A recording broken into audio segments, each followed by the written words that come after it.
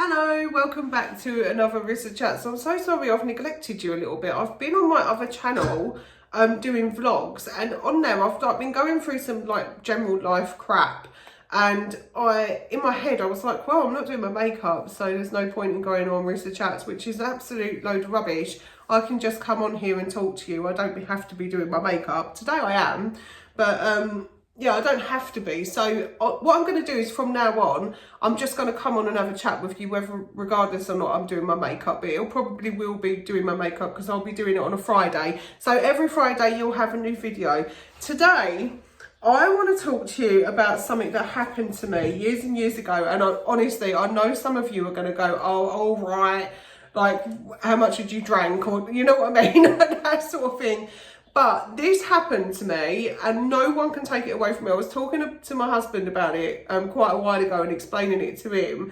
And he was like, that's just crazy. And I thought, I've got to share it. So, not always religious. I'm not sort of a massively religious person. I consider myself spiritual, and I do believe in God, and I do believe in Jesus. And the reason I believe in Jesus is because of this experience. So let me get into it while I'm doing my makeup. I have already done my foundation, as you can probably see, but that's because I'm an idiot and I forgot to turn my camera on earlier. So, you know, I was waffling away to myself, and then I decided that actually it's probably the wrong thing to talk about. I need to talk about this stuff, which is really, really mad, because that's probably why it happened, because I need to tell this story. So I'm going to talk to you today about an experience that I had that I'm calling I Saw Jesus.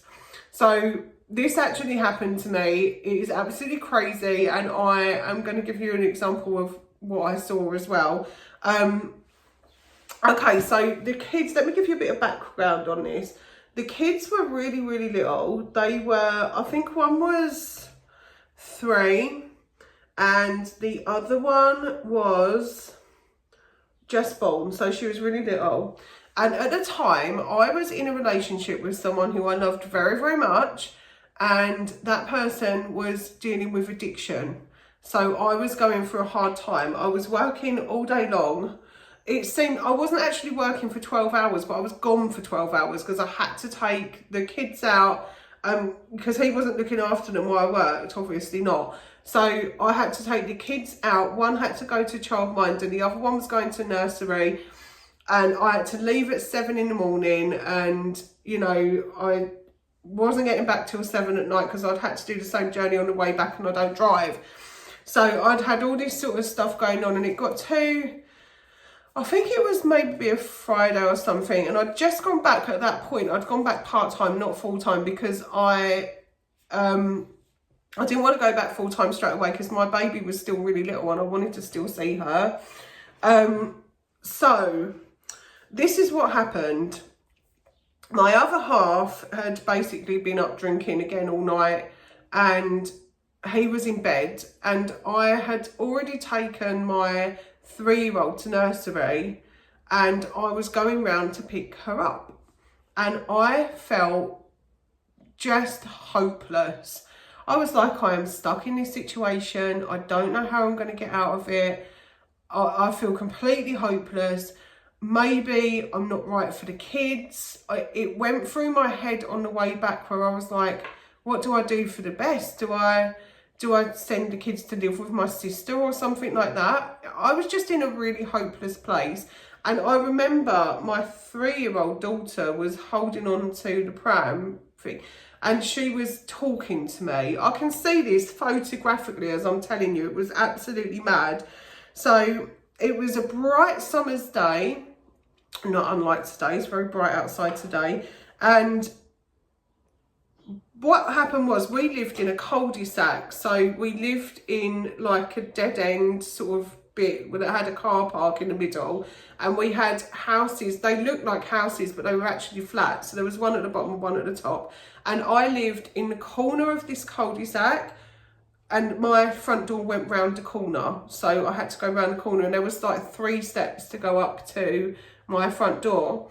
And I'd walked home, and I remember my daughter holding on to the pram, and she was talking to me, but I wasn't listening to her. None of it was going in, because in my head I was thinking, I can't believe I'm in this situation. how am I ever going to get out of this situation?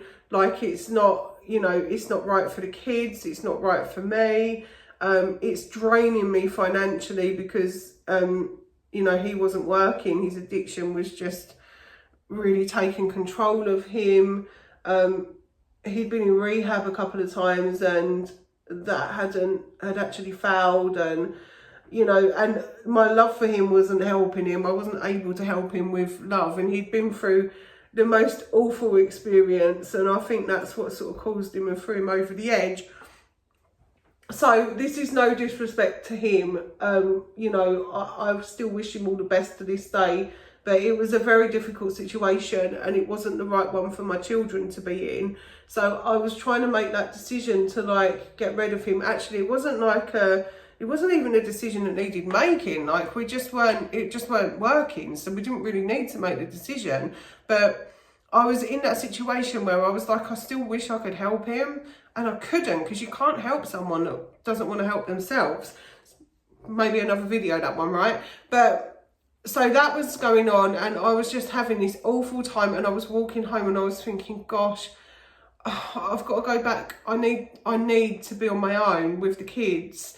And that means I feel like I'm letting him down at the same time, but they're more important. So I was having all of these thoughts on the way home, and I was like, maybe I should just, you know, send them to my sister for a bit, you know, and I was literally thinking, I'm not good enough, you know, maybe I've got myself in this situation, I'm not good enough to be their parent.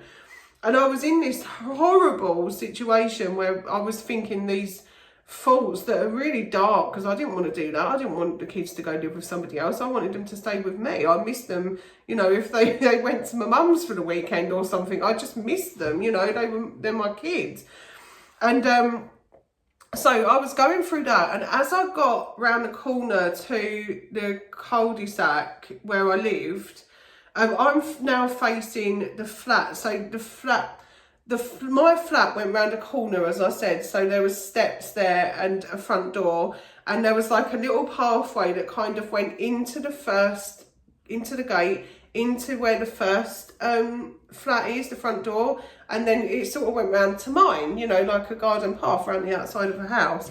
So that was like that, and I'm walking into this cul-de-sac, bright summer's day, about 11 o'clock in the morning, really bright, beautiful day.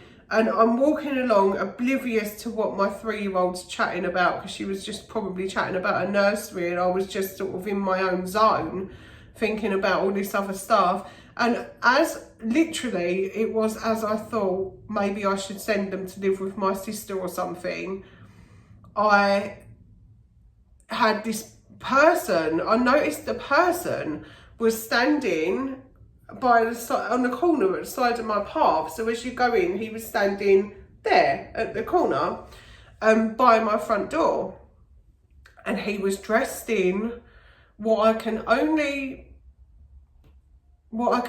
sort of explain. I'm still trying to explain it now, not even when I'm thinking about it, because I can see it in my head. What I can only explain was like a robe. It was like a brown coloured robe. It wasn't white. It wasn't a white robe. It was, you know, there wasn't a big white light or anything like that. There was none of that stuff that you hear about. It was like a robe. So,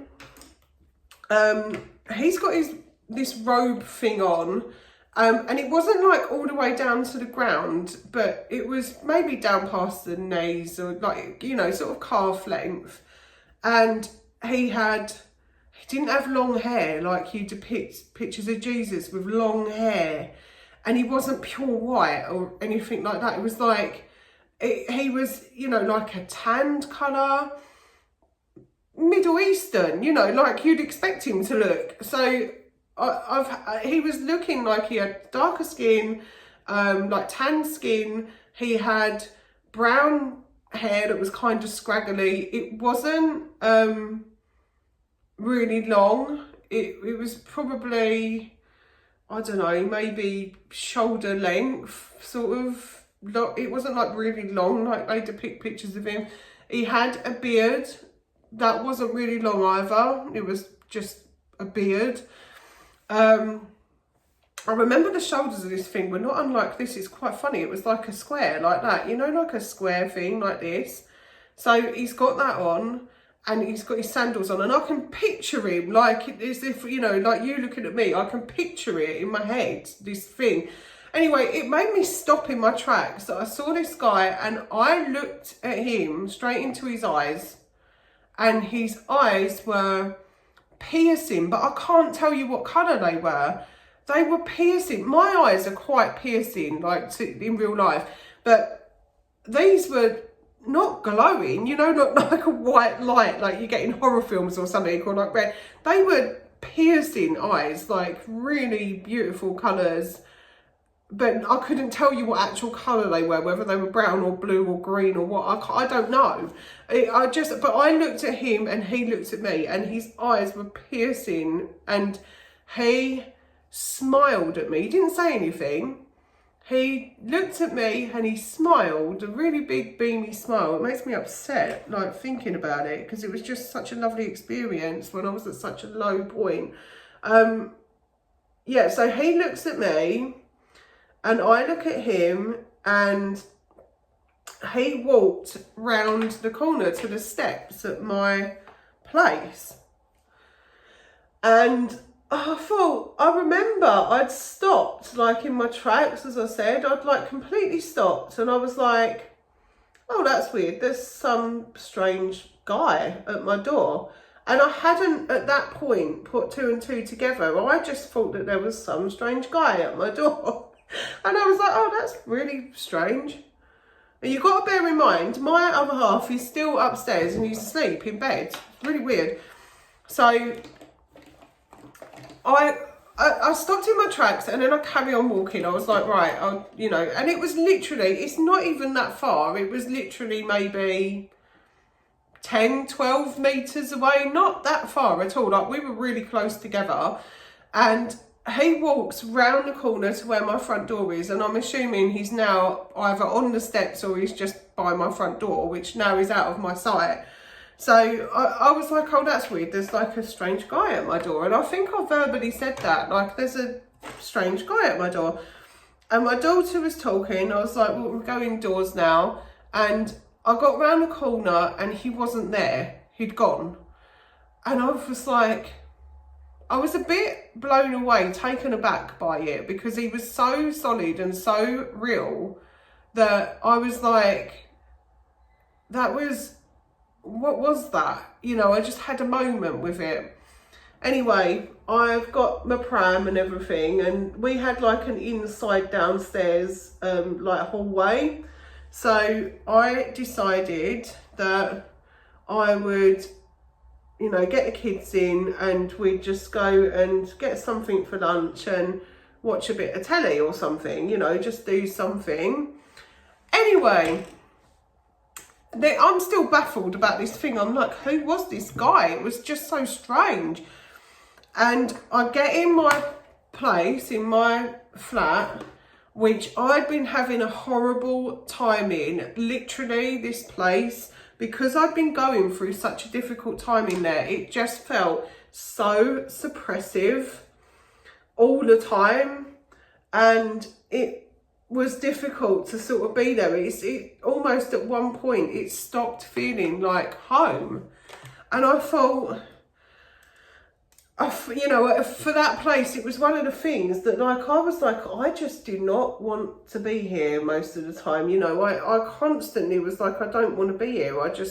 It doesn't feel like home to me. It just feels weird and off all the time.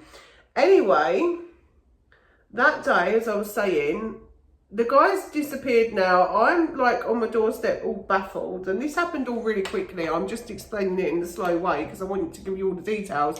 So I was standing on my doorstep. I'm like, I'm just going to get in, get the kids in, get some lunch done and everything.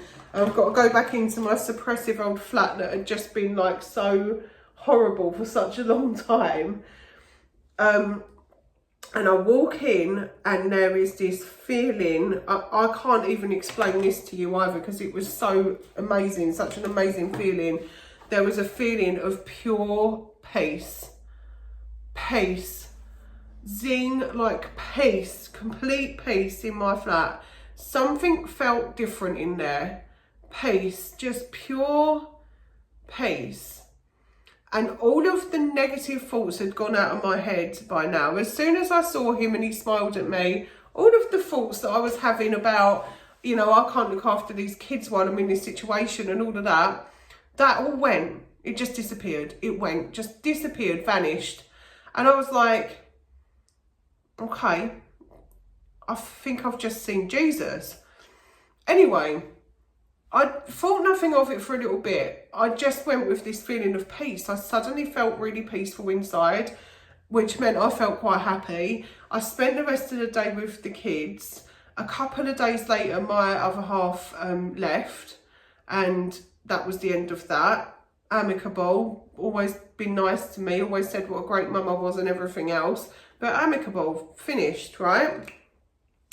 And I was sat on the sofa and I was like, this niggly feeling that I've seen Jesus just would not leave me. I was like, that's got to have been Jesus. I went back to church, which I hadn't been to church in ages. I mean, years. I hadn't been to church. I went to church.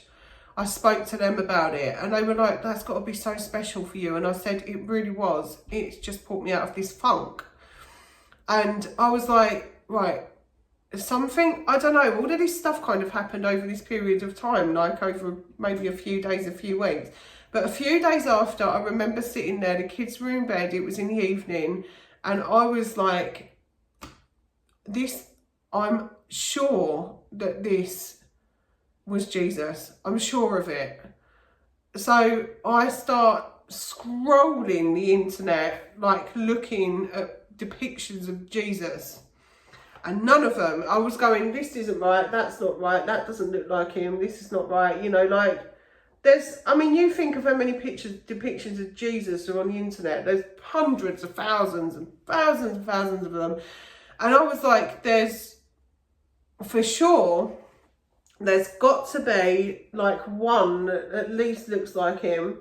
And I'm looking and looking and looking and I can't find one, and it's just crap, you know. Like the internet wasn't really that good then, because it was like, gosh, like 2005 or 6 or something. So it was 2005 for sure. It was 2005. So, oh no, it wasn't. It was 2006 in the spring. And I know that because my daughter was born in October of 2005, so it was cold and dull. So it would have been like the springtime or the early summertime of 2006 that this happened. So, you know, the internet weren't all that brilliant as it was. You know, we were probably still on dial-up, and it was just trying to scroll and scroll and scroll and look for this painting. And I just was like, I know that now that I'm thinking this is definitely Jesus. It's got to be. But I just wanted something to compare it with. I don't know what I was really looking for, because how many people have seen Jesus? We haven't got a photo of him. So we can't exactly go, oh yeah, we'll get your photo out there, that's him, you know. So I'm looking. And then I found this painting. And I was like, that's him. He's got different hair in it. He's got shorter hair in it. But the painting, which I will put here, is Prince of Peace. And I might get her name wrong here, because I do apologise if I do that. But it's Akian, is it Kramaric? She was a young girl, and she painted this painting of Jesus and called it Prince of Peace, and then famously lost it for a bit. But I'll put a quick picture of it, you know, there for you so you can see. But that depiction, that painting, that is identical, apart from the hair, to what I saw. Exactly the same. Like his face looked the same, his skin colouring looked the same, his hair colour was the same, almost what he was wearing was almost identical. Like that was very similar, but that's the closest I've found. So yeah, after that I was like, I have for sure had some kind of vision of Jesus. So isn't that incredible? I just wanted to, I know this is a bit of a weird one, this one, and when I wrote it on my list of like, you know, videos that I really want to put on here, I wasn't even sure whether to put it out, because I kind of like to remain impartial, because, you know, I like to like think of everyone, and other people are like different religions and different ways that they worship and things like that. And I didn't want to upset anyone, but for me, this was an experience that I felt like I can't not share. It was such an odd thing, and it really helped me at a time when I was really at my lowest and I felt horrible about it. Now, comments are not on, and the reason for that is because I don't want to, like, I don't want anyone to take it away from me. That's the truth. And I know that there'd be people that are like, that's amazing. There'd be other people that would be really trying to pick at it and say, well, you were going for a hard time, you might have hallucinated it. This for sure wasn't a hallucination. I know what I saw. It was a physical form of a man, and I'm going to call him Jesus. And that feeling of peace that I had, no one can take that away from me. There's only one other time that I experienced peace like that, and it was when I was baptized. So I've never experienced anything like that. I knew from being baptized what that real feeling of peace and love is, and this was really a sense of pure peace. And from that moment on, let me tell you what happened afterwards. So I did separate from my partner, and again, I will say this again, I wish him all the best. He was, you know, a lovely guy. He just happened to have some problems, and I was really devastated by the whole thing, really. It was terrible. It was an awful situation. And he's always been nice to me and always been nice about me as a mother and stuff like that. So this is no depiction on him. He just had some problems. But I will say this, that after that we split, I went back to church. I spent 2 years living the best 2 years I've ever had. Fabulous. I took the kids to Disneyland. I threw myself back into work. We were, you know, we never had financial issues. We were loving life. We were, you know, having the best time ever. My kids were having great fun. I was back in church. Church were giving the kids other things to do. You know, they had a lovely group of friends. I felt amazing. I didn't drink. I wasn't smoking or anything like that. I ate really well. I didn't have to watch my weight like I do now because, well, I'm still big. But you know what I mean? Like, I didn't have to, like, watch my weight. I was always, like, naturally thin. I didn't, like, you know, really have to worry about that stuff. Like, all of those worries that I had, you know, before that happened, just all disappeared. And I just had the most incredible life just for that couple of years. It was just perfect. And the kids were so, like, happy, and it was just amazing. And ever since that happened, if I say a prayer, I sometimes, especially if I'm feeling down, I'm like, please let me see you again, you know, because I think it was a one-off thing. I don't think I'm going to see him again until I die. But do you know what I mean? It was that feeling of like, oh, please let me see you again. Please let me see you again. And I really had that feeling of like, it was euphoric almost, you know, like I really had that feeling of like, oh, it's just the most beautiful feeling I've ever had. You know, it was in the morning. I was stone cold sober. You know, I'd had enough sleep, I was fine. I was just going through a really dark, nasty time. And it felt to me like he came to save me, because I was really feeling depressed, and I was on a real, you know, spiral of, I don't know what I'm going to be able to do next. I don't know if I'm going to be able to carry on being a mum.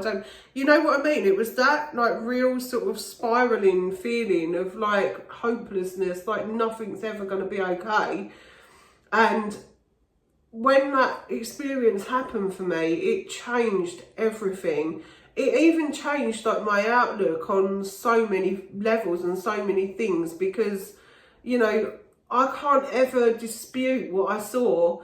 And so since that time, I've never ever, I mean, you shouldn't anyway, because, you know, faith is believing in the unseen. But I never sort of ever had a sort of blip when it came to Jesus after that. I was like, well, you know, Jesus has got it. And it's just, that's kind of how I still look at it now. I'm still like, well, you know, I've seen him. I know he's real. You can't take that away from me. It's like a thing that's got like within me now. Like I'm never ever going to forget that happened. And it was incredible. And it was an amazing experience. So I wanted to share that. As much as I know some of you are going to be like, wow, that was a bit, whoa, crazy. And other ones will be fine about it. What I wanted to say was, the reason I wanted to tell this story is because I hope that it'll help someone. And all of my videos on here, I really hope that they'll help someone. So, you know, with that being said, I just wanted to sort of put this video out there. I hope you liked it. Obviously, there'll be different sort of videos going through this. I'm not really a Christian-based channel, although I'm quite happy to talk about my spiritual life and my beliefs. It's just one of these experiences that I really wanted to share with you. And mostly, you know, although I shared life lessons on here, I do feel like it was also a life lesson for me. So I shared it and I hope you liked it. Anyway, I'm going to go and I'm just going to do mascara on my bottom eyes because I've got like no eyelashes whatsoever. They're all blonde.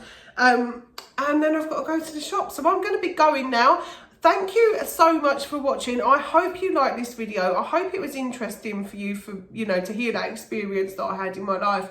And I hope it helps someone. And yeah, please join me again next week on Friday for another episode. I'll see you next week.